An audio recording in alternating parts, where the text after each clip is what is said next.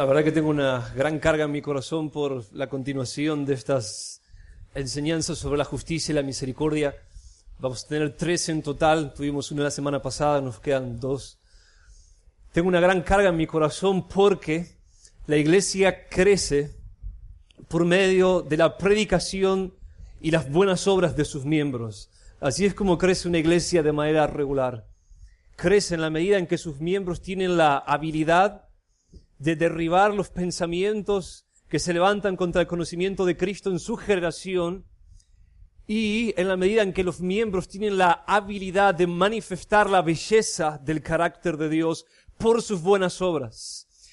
Nuestras buenas obras son nuestro certificado de identidad. Demuestran quiénes somos, que somos los hijos de Dios, los discípulos de Jesús, la luz del mundo. Nuestras obras son el certificado de nuestra identidad, nuestras señales. Nuestras buenas obras son nuestras señales. Son las manifestaciones de que lo que nosotros decimos es verdad. Por lo tanto, si nosotros fallamos en las buenas obras, si no somos poderosos en buenas obras, no podremos dar a conocer de manera efectiva al mundo perdido allá afuera que nuestro Dios es el Dios verdadero, el Señor de señores, el Rey de reyes y único Salvador. Oh, Dios quiera enseñarnos a hacer buenas obras a todos, a ser celosos en buenas obras. Les aseguro que nuestra generación no nos escuchará a menos que vea por medio de nuestro estilo de vida justo y misericordioso la realidad de nuestra doctrina. Jesús lo dijo desde el principio, Mateo 5:16, así brille vuestra luz delante de los hombres. ¿Cómo? Para que vean vuestras buenas obras y glorifiquen a vuestro Padre que está en los cielos. Nuestra luz son nuestras obras. Nuestras obras reflejan el resplandor de la imagen reconstruida de Dios en nosotros, el carácter justo y misericordioso de Dios en nosotros. Una iglesia que no es poderosa en buenas obras es una iglesia que no es bella, que no tiene la belleza de Dios, que no refleja la imagen de Dios. Vamos a suplicar al Espíritu Santo que haga esta obra en nosotros hoy, de enseñarnos a hacer buenas obras. Oh, Señor mío, Señor mío, Señor mío. Oh, Señor mío. Oh, tus fuerzas vengan sobre mí, Señor, y tu sabiduría. Y reflejad tu rostro para con esta iglesia a través de mi rostro. Señor, Señor, hacenos hoy celosos de buenas obras. Sananos, Señor, sananos, sana nuestra comprensión de tu justicia y de tu misericordia. Cautivanos, Señor, con la belleza de tu justicia y tu misericordia. Y convertirnos en discípulos más reales, más genuinos, más sutiles. Que así sea, Señor. Amén.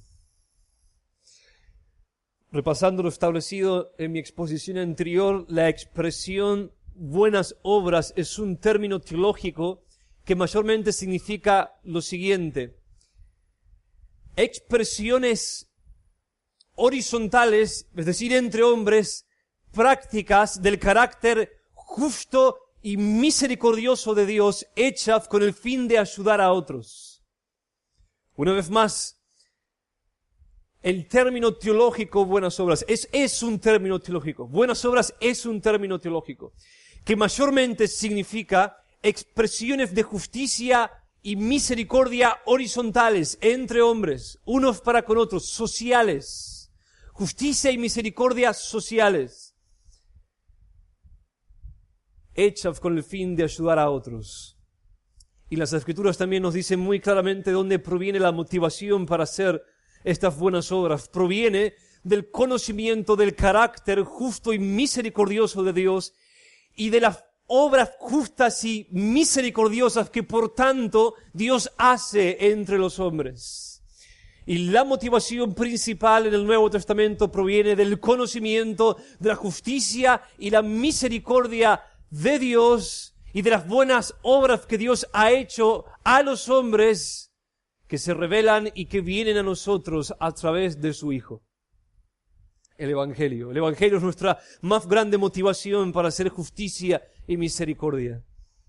Así que nosotros hacemos obras de justicia y misericordia entre los hombres, imitando el carácter y las buenas obras de justicia y misericordia de Dios entre los hombres. Practicamos justicia porque Dios hace justicia. Tenemos compasión de los hombres y obramos con misericordia entre los hombres porque Dios tiene compasión de los hombres y obra con misericordia entre los hombres. Esa es la verdad. En Jeremías capítulo 9, versículo 24, Dios dice, alabes en esto el que subiere de lavar. Si alguien cree que tiene algo de lo que sentirse, por lo que sentirse bienaventurado, feliz, algo de lo que jactarse, si alguien cree que encontró una perla preciosa, es esto, dice él. Alabes en esto el que subiere de lavar, por sobre todas las cosas, en que me entiende y me conoce, que comprende quién soy, cuál es mi carácter y qué quiero. Esa es la gloria del hombre. Alabes en esto el que subiere de lavar, que me entiende y me conoce, que yo soy el Señor, que hago misericordia, derecho y justicia en la tierra.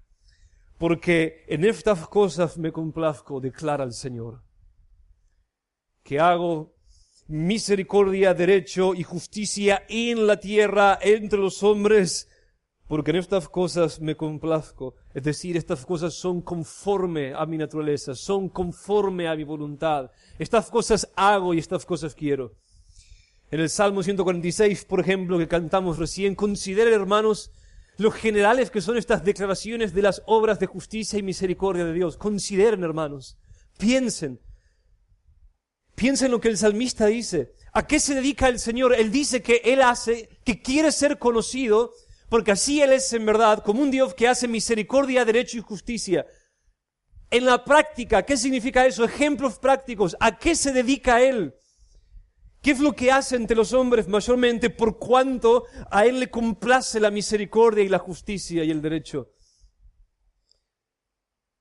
Él hace justicia, Salmo 146, versículos 7 al 9. Él hace justicia a los oprimidos. Una vez más, consideren los generales que son estas declaraciones. A los oprimidos, a todos los oprimidos. Él da pan a los hambrientos. Él pone en libertad a los cautivos. El Señor abre los ojos a los ciegos. El Señor levanta a los caídos. Él protege a los extranjeros. Sostiene al huérfano y a la viuda, pero trastorna el camino de los impíos. Hermanos, estas son declaraciones chocantes para los días en los que los hijos de Israel cantaban estos salmos, y no son menos chocantes hoy. Eso es justicia escandalosa, hermanos, justicia y misericordia escandalosas, eso es lo que es. Desde los tiempos antiguos, los dioses que inventaron los hombres, los dioses hechos por pensamientos y manos humanas, se identificaban con la élite de la cultura, con los reyes, con los príncipes, con los sacerdotes, con los capitanes militares, etc. Se identificaban con los grandes entre los hijos de los hombres. Tomaban partido en lugar a favor de ellos. Y quienes se levantaran contra esta élite, se levantaba contra Dios. Pero el Dios verdadero se revela como el padre de los huérfanos y el defensor de las viudas, como el libertador de los débiles y de los oprimidos, como aquel que es guardián de los vulnerables, como el que alimenta a los pobres. Oh, esto es justicia escandalosa. Justicia y misericordia escandalosas. No hay Dios como nuestro Dios. Nuestro Dios es completamente diferente a los hombres y a los dioses que los hombres han inventado. Él es, hermanos, Él es el Dios que se identifica con los débiles y vulnerables y que asume la causa de ellos y pelea contra los que los oprimen. Ese es el Dios al que nosotros adoramos.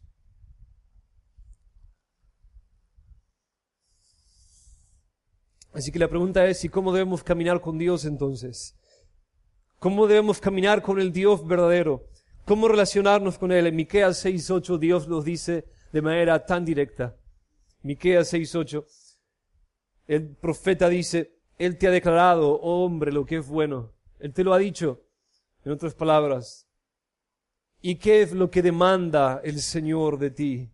Sino solo practicar la justicia, amar la misericordia y andar humildemente ante tu Dios.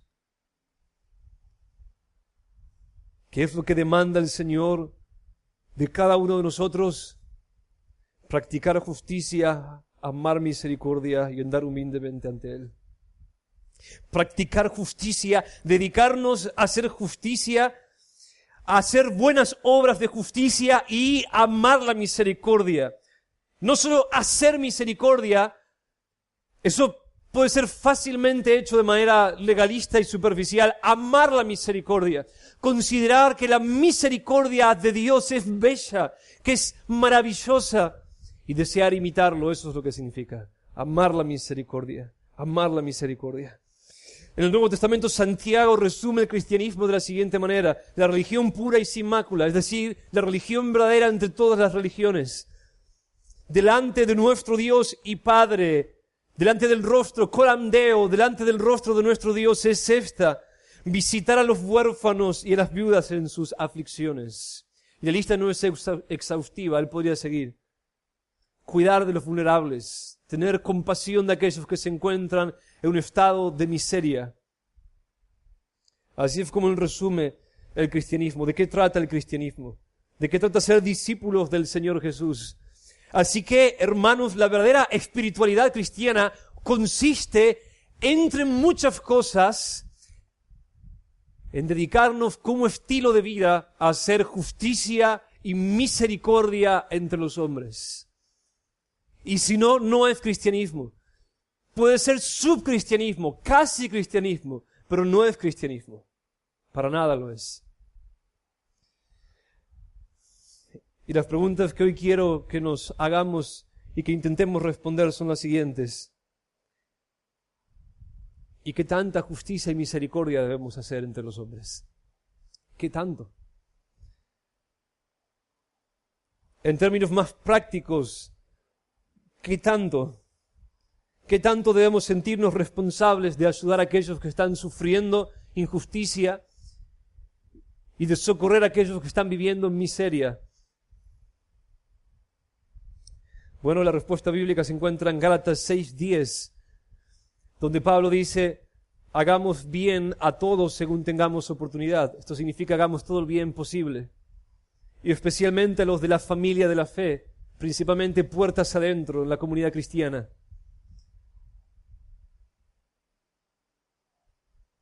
Y una vez más la pregunta es, ¿y cómo se ve esto en la práctica?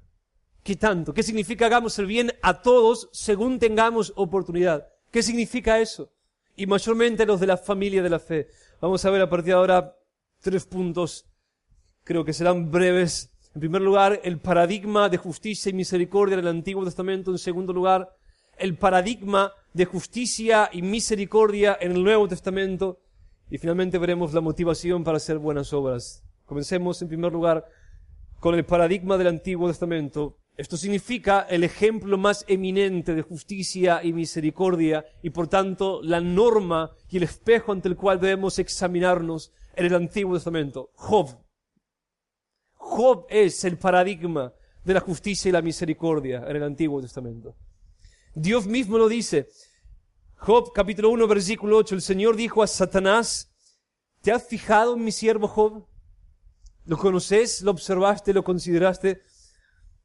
¿Te has fijado en mi siervo Job? Porque no hay ninguno como él sobre la tierra. Hombre intachable y recto o justo se puede traducir. Las dos palabras significan lo mismo, derecho, conforme a la ley, conforme a la voluntad de Dios. Hombre intachable y recto, temeroso de Dios y apartado del mal. Dios dice a Satanás en una conversación que tienen en los cielos, Job es el hombre más conforme a mi carácter y a mi ley de entre todos los hombres. Él es el hombre que mejor me representa entre todos los hijos de Adán. Eso es lo que él está diciendo. Job mismo reconoce eso. En el capítulo 29, versículo 14, él dice, de justicia me vestía. Estoy vestido de justicia. La justicia, la conformidad al carácter y la voluntad de Yahweh es mi vestimenta. Y así que nosotros vamos a preguntarnos, ¿y qué es lo que Job hacía para que Dios diga tal cosa? ¿Por qué Job era intachable y más recto que todos los hombres de sus días? Apartado del mal y temeroso de Dios. ¿En qué sentidos estas cosas en la práctica son verdad? ¿De qué se vestía Job? ¿Cuáles son esas vestiduras de justicia? Capítulo 29, versículos 12 al 17. Defendiéndose y manifestando con sus obras su justicia, Job dice lo siguiente: yo libraba al pobre que clamaba, y al huérfano que no tenía quien le ayudara. El corazón de la viuda yo llenaba de gozo. De justicia me vestía. Esto es justicia, hermanos. De justicia me vestía y ella me cubría. Ojos era yo para el ciego y pies para el cojo. Padre de los necesitados, y examinaba la causa que no conocía. Y quebraba los colmillos del impío, y de sus dientes arrancaba la presa. Eso es un hombre conforme al carácter y la voluntad de Dios. Job no está describiendo cosas que hacía eventualmente. No está contando cosas que él hacía una vez al año. Este es su estilo de vida. Así es como Job vivía. Yo libraba al pobre que clamaba, al huérfano que no tenía quien le ayudara. Yo era su salvador. Yo llenaba de gozo el corazón de la pobre viuda. Era ojos para el ciego que no podía ver el camino. Era pies para el cojo que necesitaba un hombro. Era padre de los necesitados. Oh, hermanos, padre de los necesitados, ¿entienden? Padre de los necesitados. No era un buen vecino para ellos, simplemente. Yo me hacía cargo de ellos, de los necesitados. Es muy genérico eso, ¿no? Yo era padre de los necesitados. Ellos venían a mí y encontraban consejo y ayuda y sostén. Examinaba la causa que no conocía, me metía en problemas ajenos, quebraba los colmillos del impío y de sus dientes arrancaba la presa. Yo no toleraba la injusticia a mi alrededor. Yo peleaba contra aquellos que no andaban conforme a la ley de Dios y me paraba del lado de los débiles y de los indefensos. Justicia, hermanos, en el Antiguo Testamento significa principalmente obrar conforme a la justicia de Dios entre los hombres. Darle a cada uno lo que se merece. Al que cuidado, al que castigo, castigo. Eso es justicia. Voy a darles 3 observaciones rápidas. En primer lugar, Job evalúa su justicia personal ante Dios en base a sus buenas obras respecto a los necesitados de su sociedad. En primer lugar, Job evaluaba su justicia personal en su defensa, en la defensa que él hace acerca de su integridad. Su justicia personal ante Dios la evaluaba en base a sus buenas obras respecto a los necesitados de su sociedad. Un comentarista y un erudito en el Antiguo Testamento llamado Francis Anderson, él dice, para Job la conducta recta era prácticamente toda social. Ser justo ante Dios, en otras palabras, dice Francis Anderson, para Job significaba justicia social. Eso es lo que significaba. Es decir, él no evalúa su justicia en términos de lo que él hacía en privado en su casa, sino en términos de lo que él hacía respecto a los necesitados de su sociedad. Eso es justicia para Job. Así es como él se defiende. Así es como él se planta delante de Dios y delante de otros. Una vez más, yo libraba al pobre que clamaba, al huérfano, a la viuda ayudaba. Era ojos para el ciego, pies para el cojo, era padre de los necesitados. Examinaba las causas que no me correspondían, que no eran mías, que yo no conocía. Eso es lo que significa. Justicia o rectitud significan justicia social, hermanos, principalmente.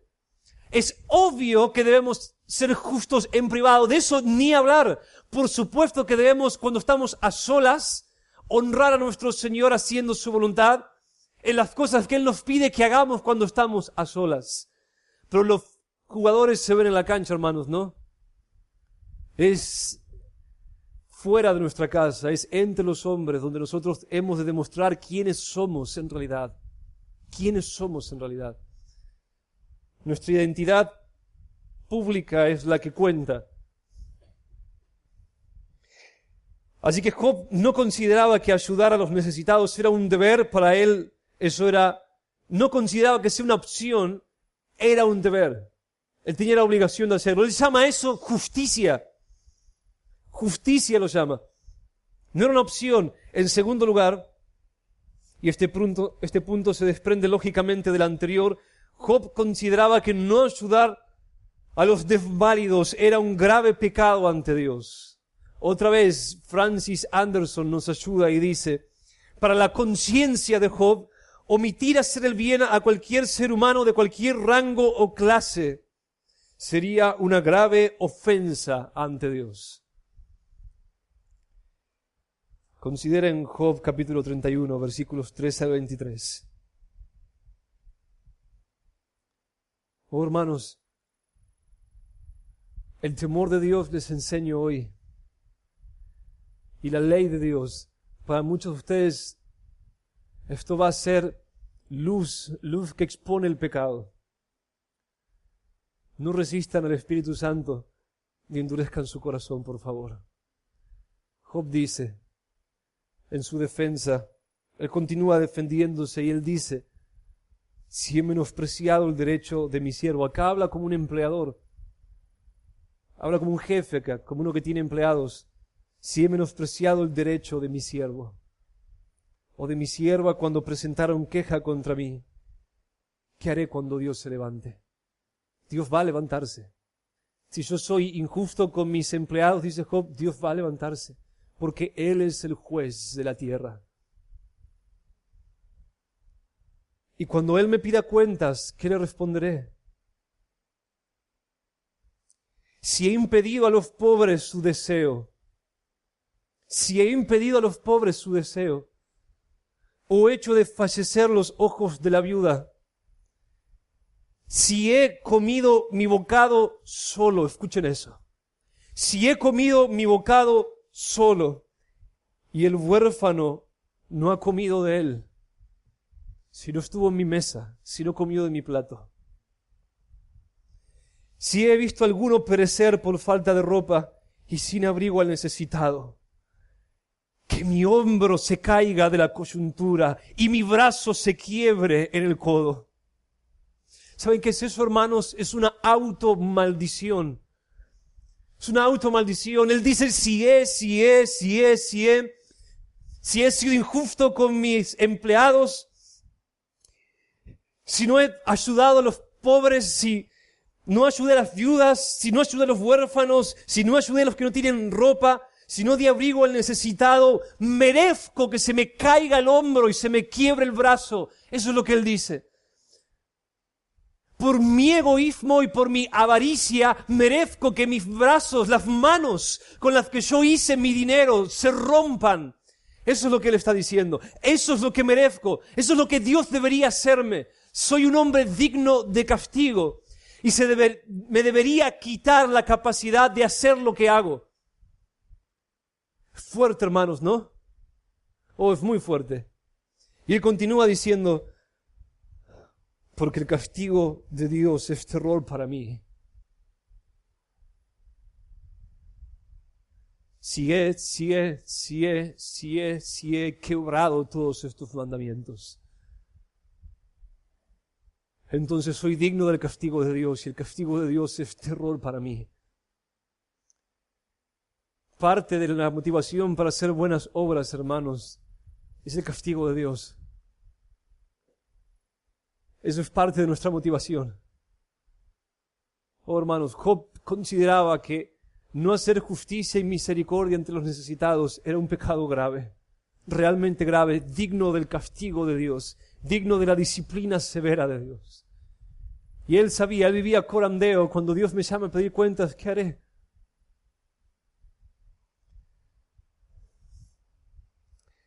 Por chocante que parezca para nuestra cultura egoísta, y en donde se nos enseña que el que juntó más juguetes al final ganó el juego, Job dice que sería pecado pensar de sí mismo o de sus bienes como personales. Él sabía que él no se pertenecía a sí mismo, ni sus bienes. Él era del Señor. Y todo lo que él poseía. Y Job entendía que la voluntad de Dios es que él se compartiera a sí mismo y lo que él tenía con otros. Él debía compartirlo. Él debía dar parte de su tiempo, parte de su afán, parte de sus fuerzas, parte de sus bienes a los necesitados. Para eso él había sido engrandecido. Ahora, hermanos, si esto es cierto, si esto es verdad, entonces ayudar a los necesitados no es caridad como nos lo enseña la Iglesia Católica. La caridad es opcional. Job llama a esto justicia, ¿se dan cuenta? Justicia. No es opcional. La caridad, la limosna es opcional. Puedo darlo, puedo no darlo. Y yo decido cuánto doy. No tengo la presión de hacerlo. No es mi obligación. Pero Job llama a sus buenas obras de justicia y misericordia, justicia. De justicia me vestía. Él lo llama justicia. Él consideraba que era un deber ante Dios, no era caridad, no era una opción. Él tenía que hacerlo.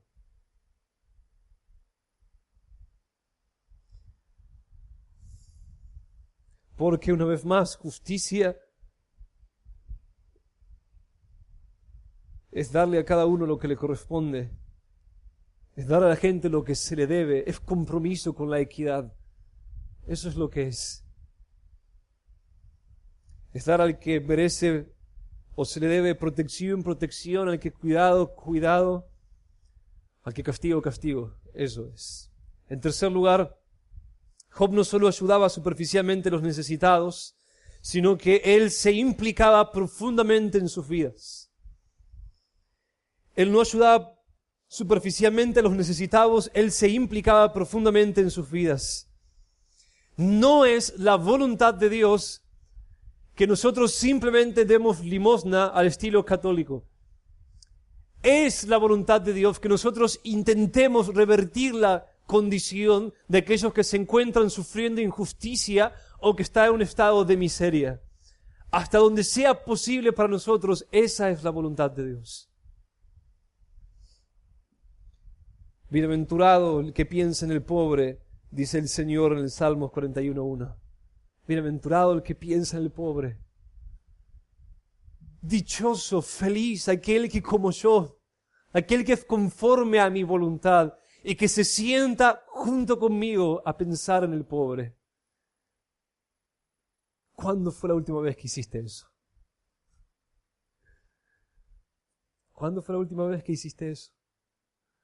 Sentarte a pensar largo y tendido en la situación de los miserables, de aquellos que están peor que vos, hasta sentir la compasión de Dios dentro, y oraste pidiendo al Señor que te diera sabiduría y fuerzas y recursos para ayudar a otros. Pensaste no solamente como quien tiene lástima de un animal, sino como quien tiene compasión de una criatura hecha conforme a la imagen y semejanza de Dios. Y te indignaste por la situación y deseaste hacer algo eficaz para ayudar a otros. Eso es lo que Job hacía. Él se ponía a pensar. Una vez más en Job 29:16, él dice: yo era padre para los necesitados. Y examinaba la causa que no conocía. Yo era un padre para los necesitados. Oh, hermanos, hay tal belleza en esto. Hay tal belleza en un hombre que refleja el carácter paternal de Dios. Un hombre que, imitando al Dios que hace salir su sol sobre malos y buenos, justos e injustos, que llena de alegría el corazón de los pecadores que le dan la espalda, del Dios que, según Romanos 2, hace toda clase de bienes a los hombres para moverlos al arrepentimiento.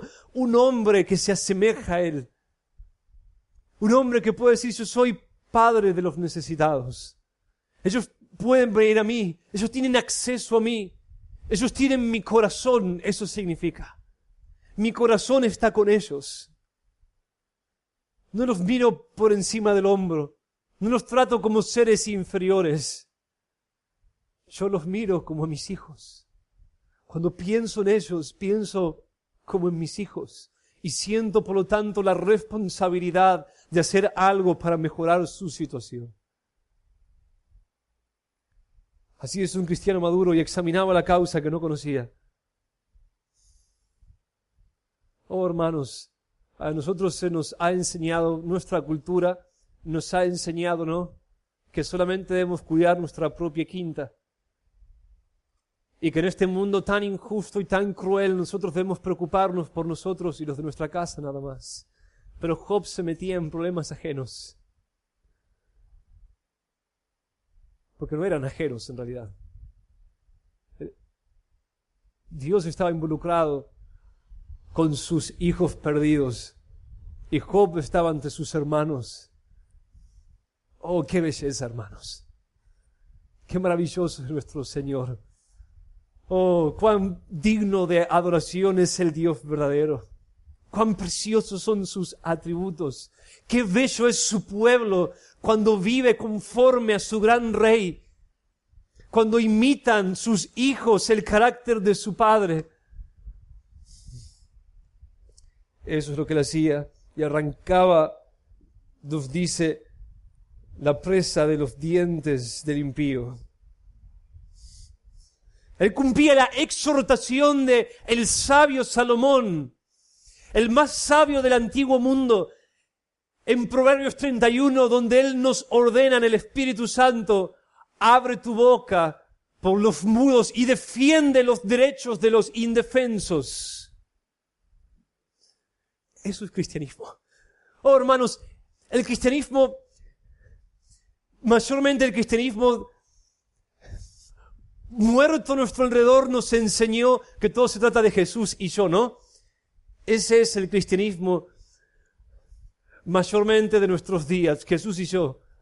Una relación, todo el énfasis está en una relación personal con Dios. Y sí, por supuesto que debemos tener una relación personal con nuestro Dios. Por supuesto que sí. Claro, ser salvo consiste en tener una correcta relación personal con Dios. Pero hermanos, ¿no nos enseñó nuestro maestro a orar así? Padre nuestro. Es plural, ¿no? Padre nuestro que estás en los cielos. Padre nuestro. Hermanos, el cristianismo verdadero no es Jesús y yo. Es el Padre y nosotros. Ese es el énfasis. No es individualista esencialmente. Nos enseña que la salvación es algo individual. Pero después nos enseña cómo debemos vivir entre los hombres, en medio de la comunidad cristiana y en medio de nuestra generación perdida. No es el cristianismo de Jesús y yo, es el del Padre nuestro. Ese es el cristianismo. Abre tu boca por los mudos, por los que no pueden defenderse. Defiende los derechos de los indefensos. Oh, qué belleza. Piensen tan solo, hermanos, en los diáconos Este fue un departamento, el primer departamento creado por los apóstoles. Pueden ver en Hechos 6 el prototipo de los diáconos.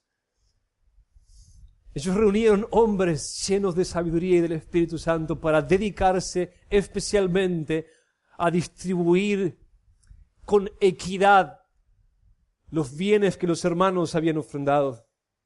Eso es lo que vemos. Cada uno ofrendaba según su prosperidad y entonces los diáconos tomaban el dinero y tomaban los diferentes bienes que los hermanos ofrendaban y lo distribuían para que no haya necesidad. Y se cumplía el mandamiento del Antiguo Testamento: no deberá haber pobres entre vosotros. Si viven conforme a mi voluntad, no deberá haber pobres entre vosotros. Y los diáconos eran el departamento. Oh, diáconos, escuchen esto. Espero que se levanten muchos diáconos hoy. Los diáconos eran el departamento que se dedicaba especialmente a hacer obras de justicia y misericordia en medio de la comunidad cristiana. Ellos reflejaban el carácter justo y misericordioso de Dios entre los hermanos. Se dedicaban a alimentar a los pobres, a buscarles ropa, trabajo y un montón de cosas.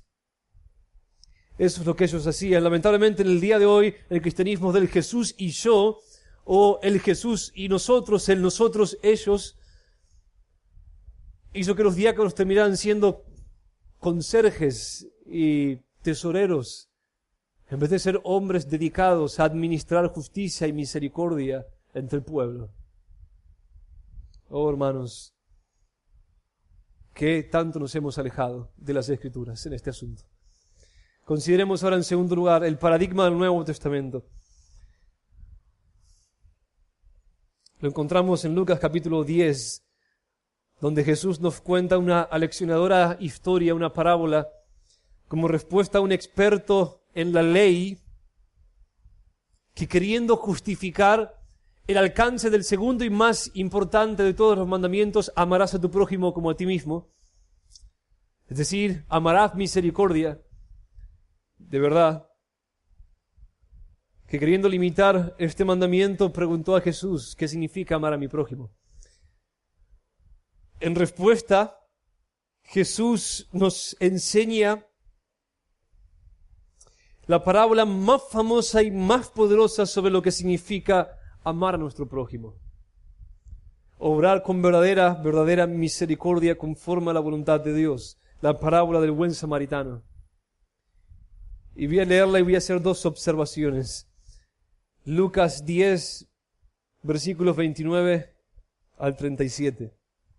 Queriendo justificarse el experto de la ley, asimismo dijo a Jesús: ¿y quién es mi prójimo? Respondiendo Jesús dijo: cierto hombre bajaba de Jerusalén a Jericó y cayó en manos de salteadores, los cuales después de despojarlo y de darle golpes se fueron, dejándolo medio muerto. Por casualidad, cierto sacerdote bajaba por aquel camino y cuando lo vio, pasó por el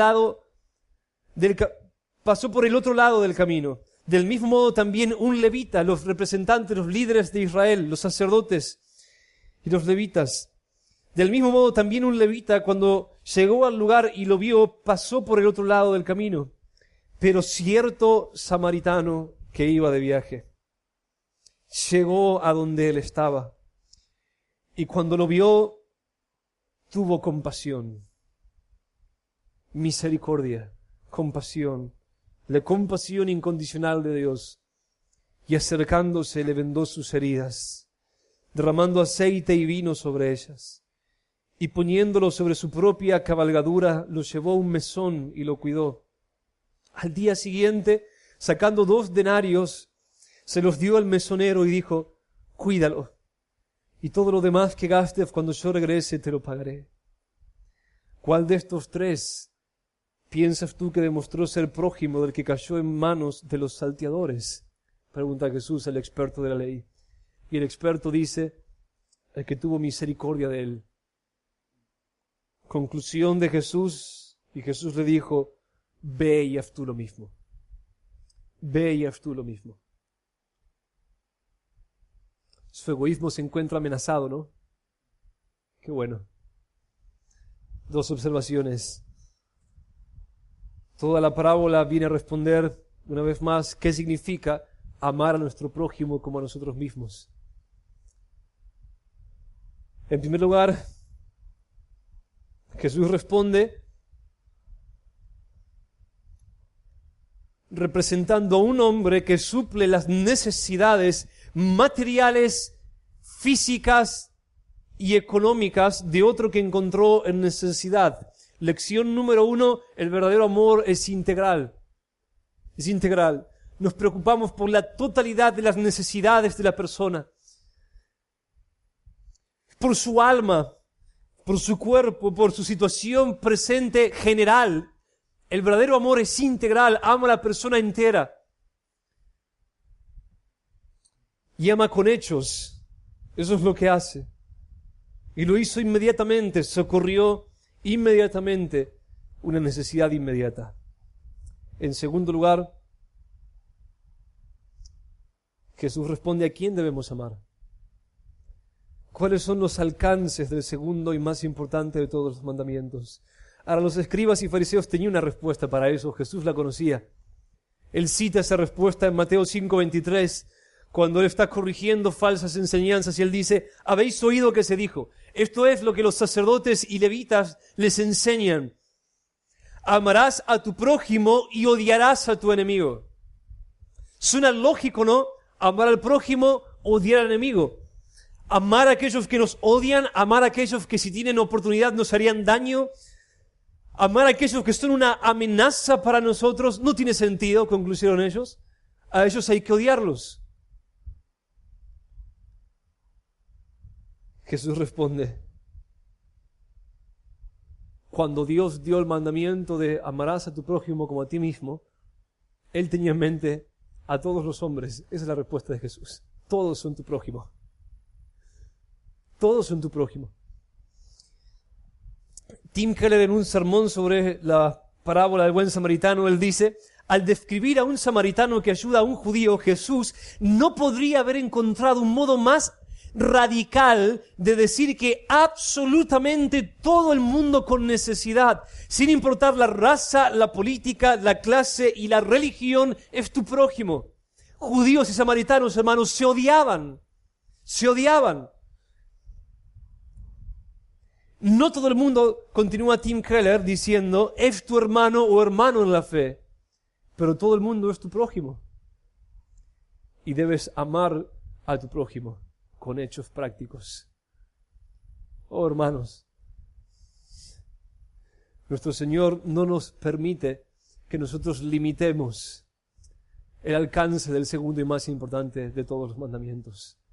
Ni a quién, ni el cómo. ¿A quién? A todos. ¿Cómo? De manera integral. Esas son las lecciones.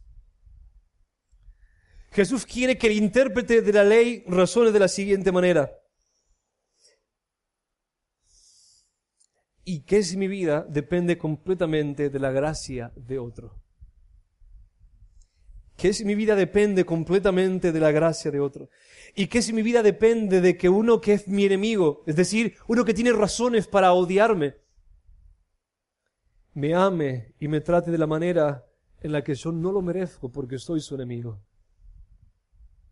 ¿Cómo quisiera que mi enemigo actúe? Esa es la pregunta que Jesús despierta en la conciencia del experto y que quiere que responda. Y así llegamos al tercer punto de hoy, a la motivación. Porque este es mi punto. Jesús es el gran buen samaritano, hermanos. Él es el gran buen samaritano,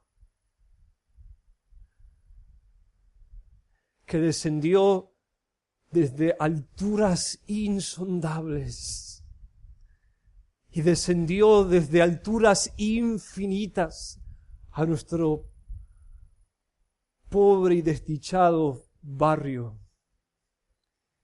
Y Él caminó entre nosotros, y Él caminó por nuestras calles, y entonces Él te vio a un costado del camino, herido de muerte, herido por una serpiente antigua, herido por tu propia culpa. Y entonces Él decidió cargarte sobre su hombro.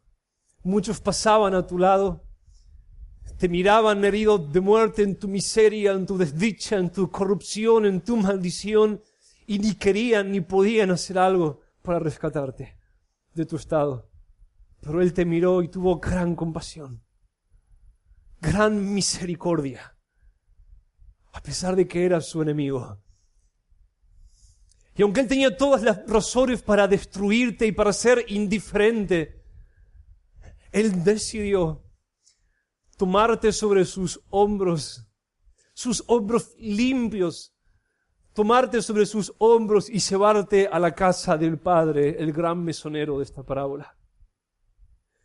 Y Él te entregó en manos del Padre y Él dijo,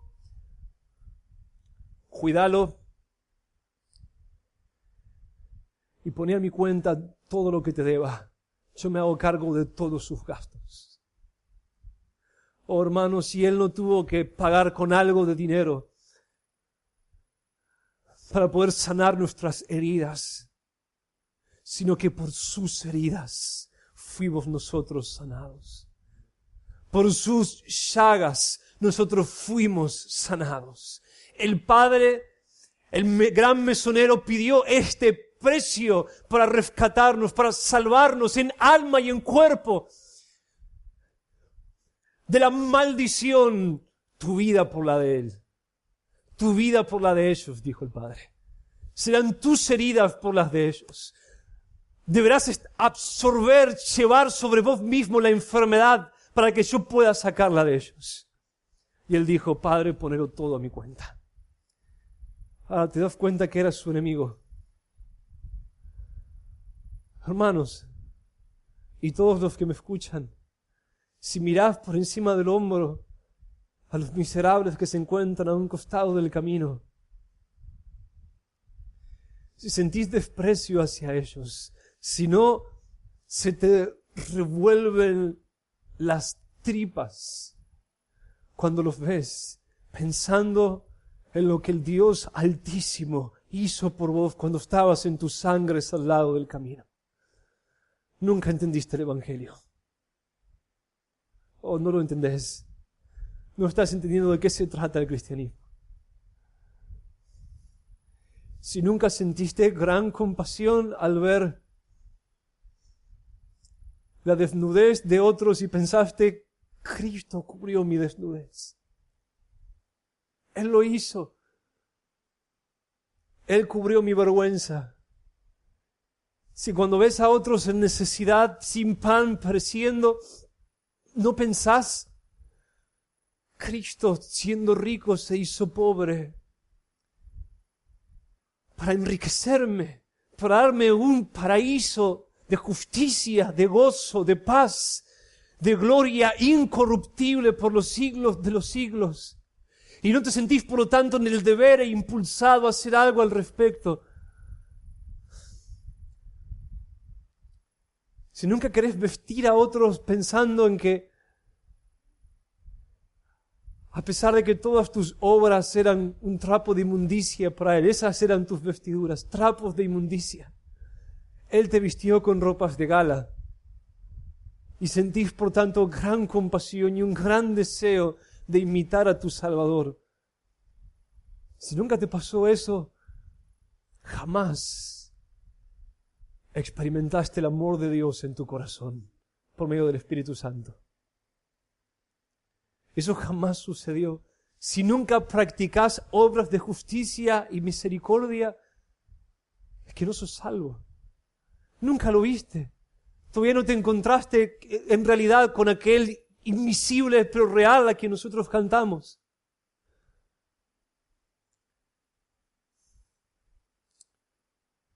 Hermanos, Efesios capítulo 5, versículo 2. Hijitos, andad en amor, así como Cristo os amó y se entregó a sí mismo por vosotros. Filipenses 2, versículo 5. Haya pues en vosotros este sentir que hubo en Cristo Jesús, el cual dejó las comodidades de su gloria y se encarnó y vino a nosotros, vino a nuestro barrio miserable, a rescatarnos y llevarnos a la gloria. La conclusión en el versículo 37 de la parábola es: ve y haz tú lo mismo. De gracia recibieron, hermanos, den de gracia. Den de gracia. En mi próxima enseñanza voy a enfatizar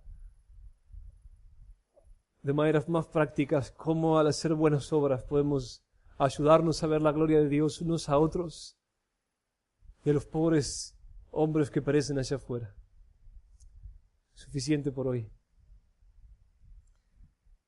Oh Señor. Oh Señor.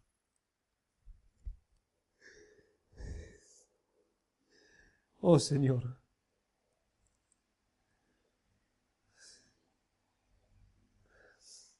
Hácenos ver hoy, Señor,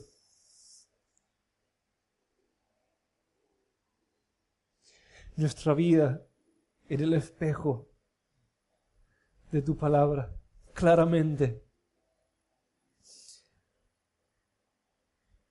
Sean tus leyes, Señor, como clavos en nuestro corazón.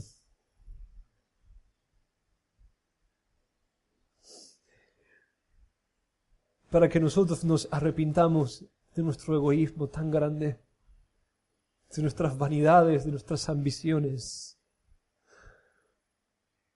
Oh Señor, que sea nuestro más grande deseo como iglesia en el 2018. Solamente hacer lo que vos nos decís que solamente debemos hacer.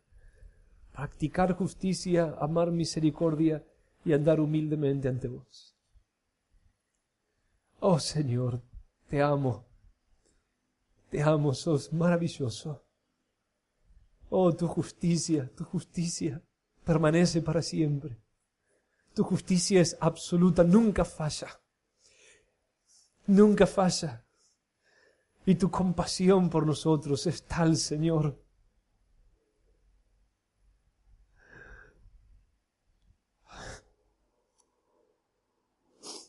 Acá estamos nosotros, gentiles, tan lejos de la ciudadanía de Israel. Pero caminaste hasta nosotros, Señor,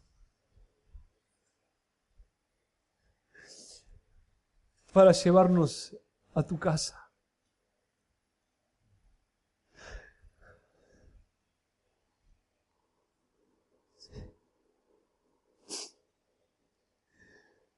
Oh Señor,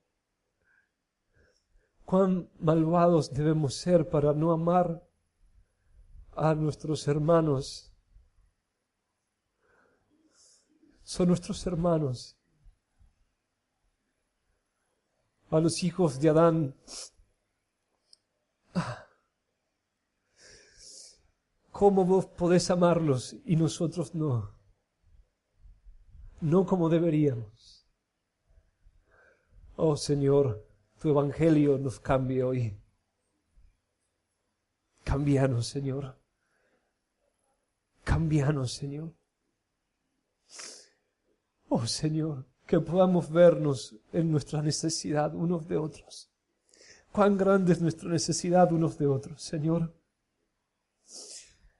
Oh Señor, que nos queme el corazón y se nos quemen los bolsillos, Señor, por retener lo que no es nuestro. Lo que vos querés que demos a otros, lo que es tuyo y querés distribuir con misericordia y justicia. Oh Señor, que gastemos nuestro tiempo, nuestras manos, nuestras vidas, nuestros años, nuestro todo, en hacer justicia y misericordia. Oh Señor, que podamos ver tu imagen en los hombres. Hoy que nos lamentemos profundamente por el estado de miseria en el que no deberían vivir. Y que vayamos a ellos en el nombre de Jesús. Su madre, oh Señor, María, dijo que vos ibas a llenar de bienes a los pobres y que ibas a enviar con las manos vacías a los ricos. Oh Señor Jesús, queremos seguirte. Vos estás entre nosotros y afuera haciendo bienes. Oh, que así sea, Señor. Amén.